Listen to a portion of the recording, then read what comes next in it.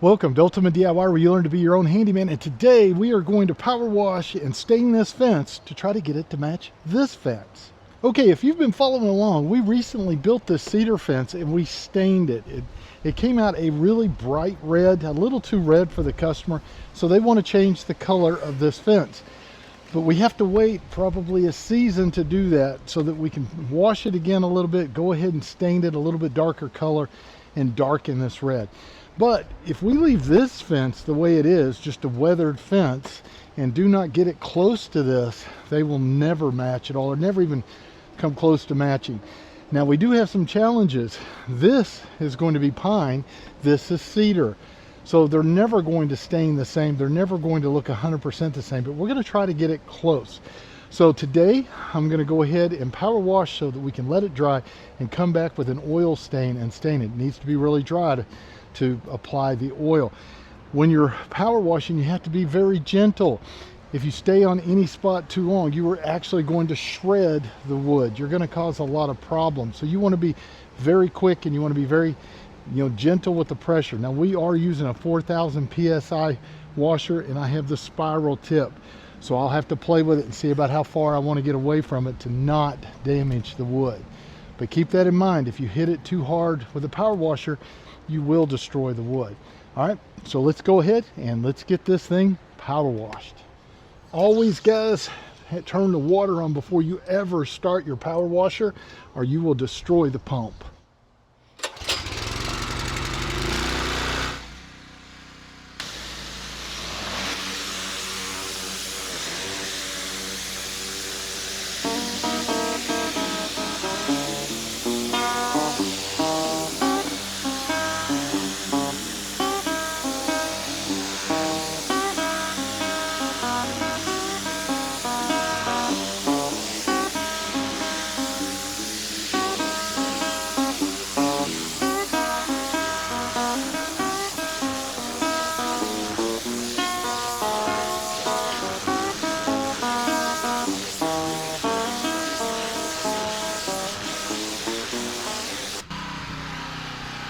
All right, and if you stay at any one spot too long, you will end up with circle marks, so you have to keep moving.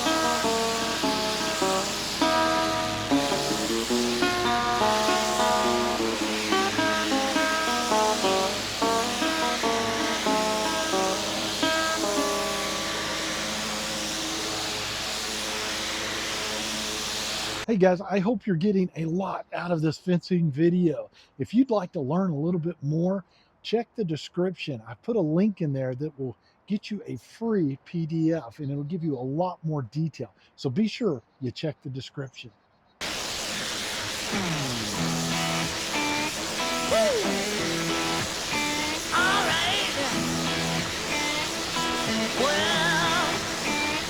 I've been down so long that my mind can't get no rest. No, no. I've been down so long that my mind can't get no rest. No, no, this ain't easy, darling, 'cause the devil's on my trail. I've been running so long that my feet don't work no more. Oh yeah, I've been running so long that my feet don't work no more. Oh no, it ain't easy, darling, when the devil's on my trail. Oh yeah.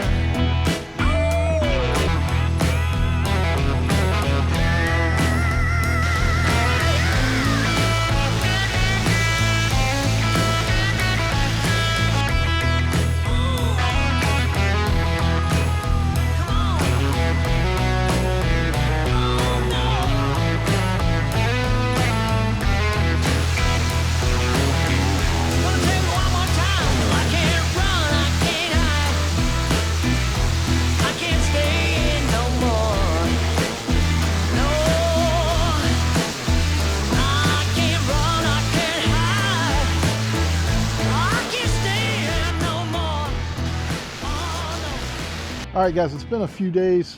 Everything is dried out nice. We've had some rain in between. If you get rain and the dirt splashes up, be sure you use a broom like this and get everything off the bottom that might interfere with the oil. So what I'm going to do today, we have 2 actual cans and we're going to work off the cans. So I will always take an empty bucket like this, put the can down in it after I open it, and then put the hose in. I have a second bucket to be able to drain out any excess water and everything through the line and test my system.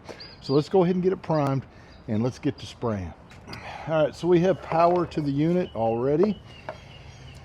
We just need to open the can, make sure that it's got all the stain off the very bottom, but this has already been pre-mixed, so it just needs a little bit to make sure that nothing is settled.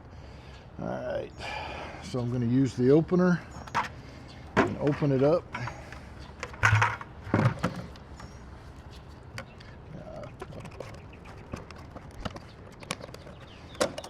All right, looks really good.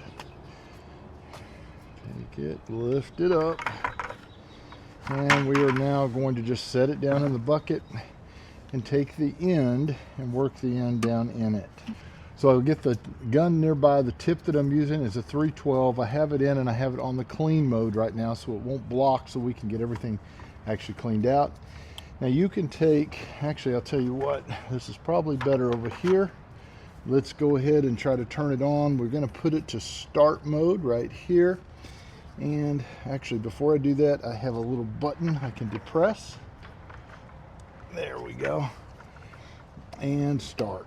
You have a prime button or lever on this side. Right.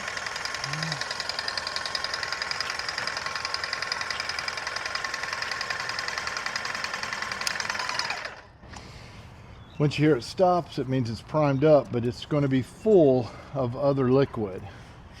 So I have to get that out.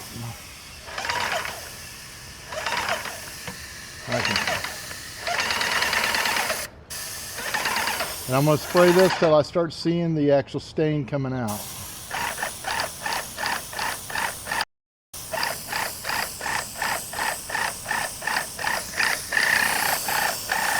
There we go. We're turning dark now.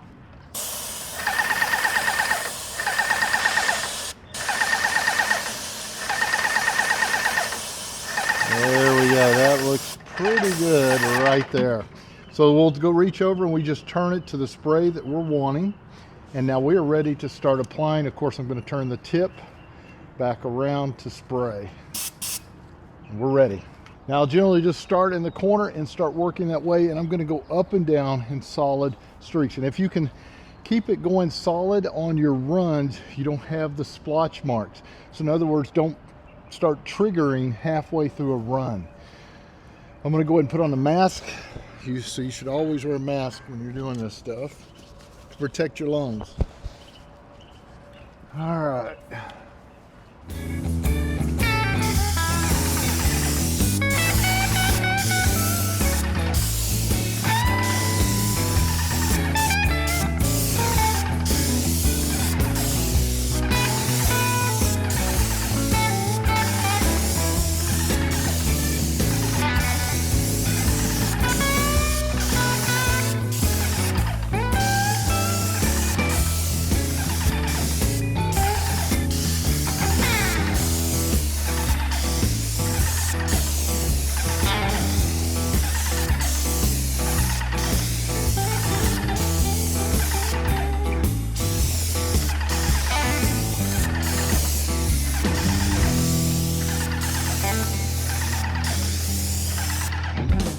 Now you're going to notice this is the first round, and this material being different, it does look way different than the other.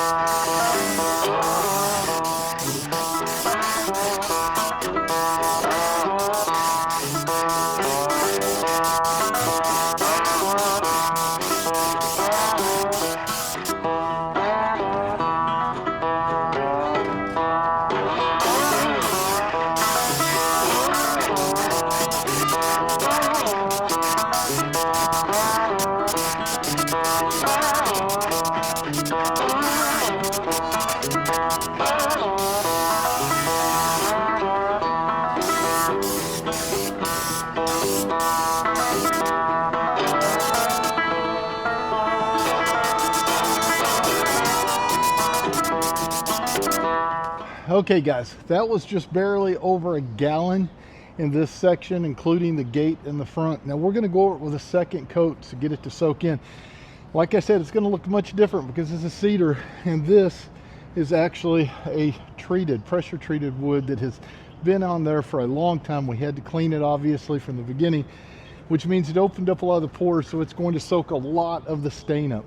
So we have almost a full gallon left. We're going to go over it one more time, and this time we are going to back brush a whole lot to get everything looking even. So let's do that.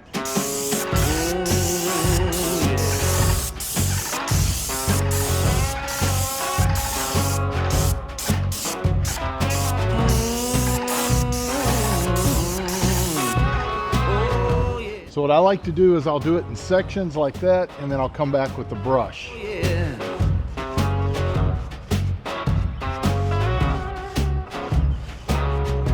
Just like that.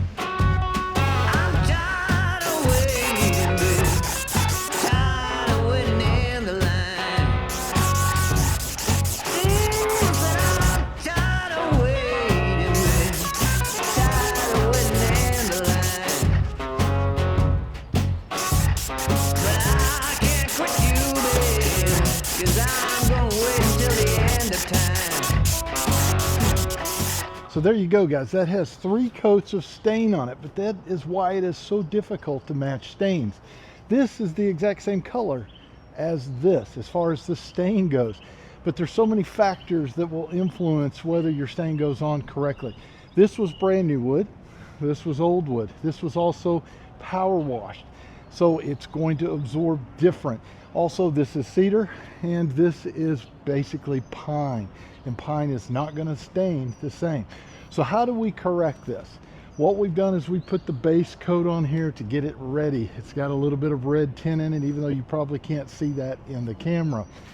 We're going to wait about 12 months. We're going to come back and we're going to go over the whole thing with a walnut color. So it will be closer to this and kind of in between. You'll still be able to see a little red, but this is going to fade out in 12 months and they'll blend together and look much more uniform.